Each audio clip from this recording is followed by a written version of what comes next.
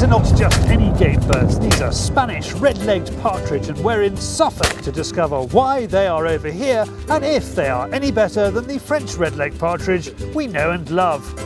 In fact, the day has an altogether continental feel, even though the shoot is congregating in an East Anglian pub car park.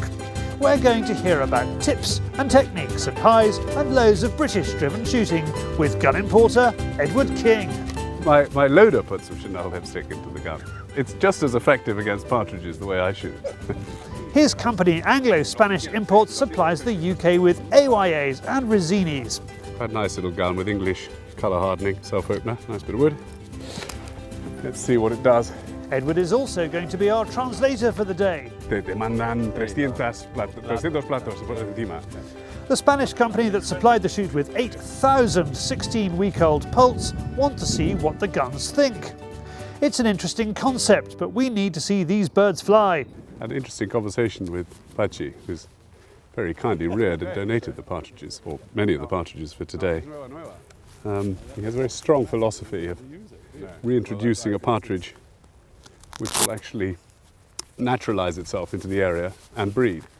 And he has very high hopes for next spring and the breeding success, which of course is, I think, something that we all need to be looking at really for the future of shooting, because it's very easy to just rear and shoot, but from an ecological point of view we need to be looking at what we leave behind as a legacy. And if we can have a resident and reproducing partridge species here, it can only be a good thing for shooting generally.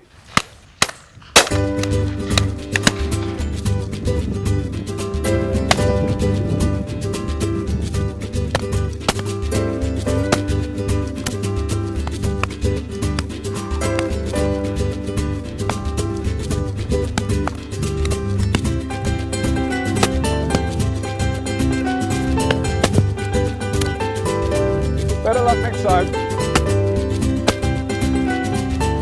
That's nice. Oh, very well. Better.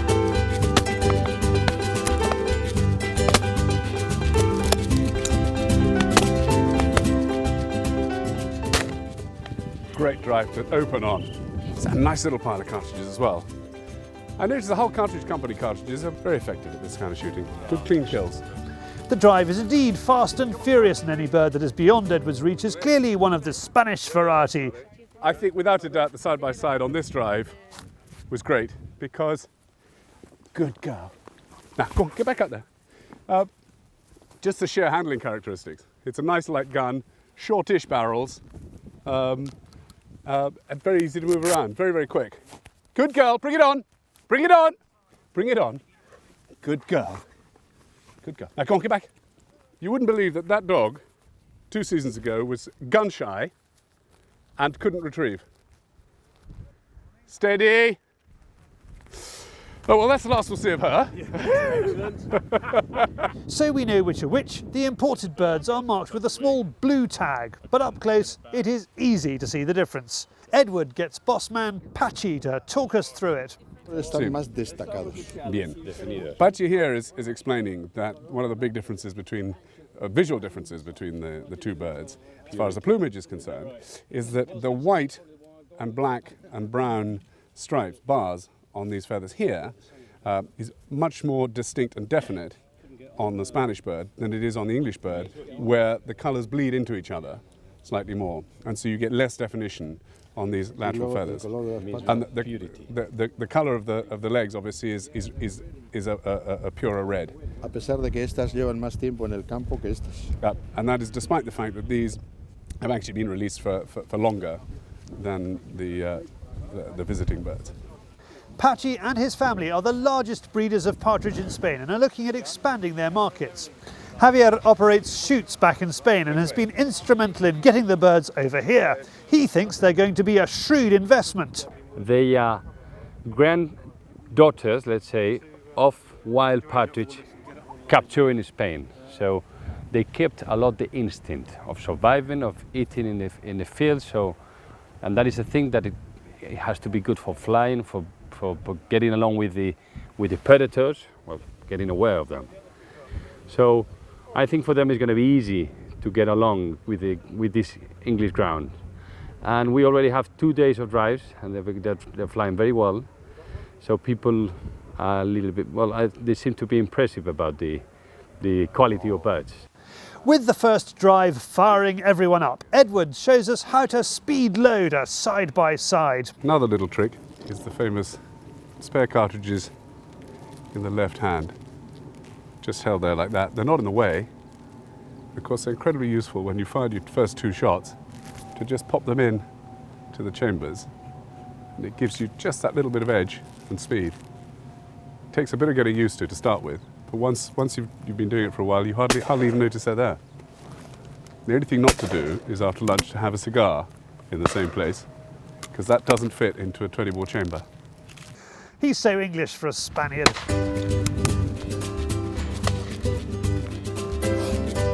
It's about fast fingers and not butterfingers, which is why he's sporting a smart pair of gloves, as he wouldn't want them burning on hot barrels. There's nothing worse, even if you're not on a big day, there's nothing worse than getting the drive of your dreams when suddenly you finally draw the peg and you're in the right place at the right time and the birds are screaming over you and it's all falling into place, and all of a sudden your barrels get so hot you can't keep shooting.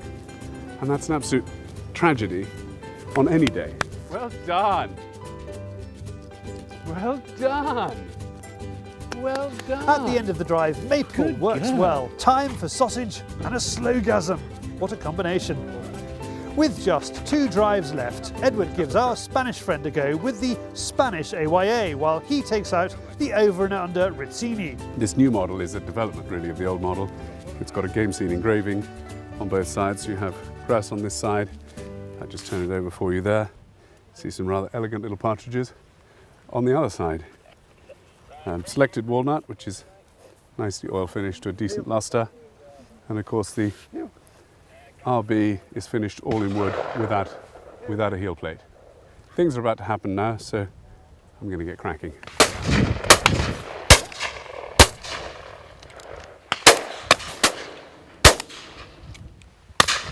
So which gun is the best for this kind of shooting? When you're shooting partridges in this sort of environment, which is very quick, they're upon you before you really know it, you need a gun that is light and very quick to point. So we'll see how this one is compared to the AYA side-by-side this morning. You're going to be honest with me? I will be honest with everyone. Honesty is my middle name. Honesty is always the best policy, which is what we want from the shoot's gamekeeper. He's the person who has been monitoring these Spanish birds more than anyone, and ultimately he'll decide if they're going to be worth bringing in next season. They're a different bird in the way that they act. They definitely fly better, and they're wilder, and whether, from my point of view, we'll be able to do anything with them later on in the season, time will tell. Everything else, the way they were transported, the way they arrived, everything else has been second to none, I've got to say, from my experience. The last drive should be a good one. Once again, the Spaniards are flying high. Patchy's wife is confident the birds will do well. A lot of it is due to Spanish flair and passion. We have the capacity of breeding 4 million birds. That's it's our main business, and it's a family business. And as again, Patchy started 30 years ago. So, as a passion, again, I think if you don't really like what you're doing, it's very difficult to do it well. So, our cracking day on the Partridge, the Spanish birds and guns performed beautifully. For more about the partridges, email Javier at this address. For more on the AYA and the Rizzini, visit Edward's website asi.co.uk.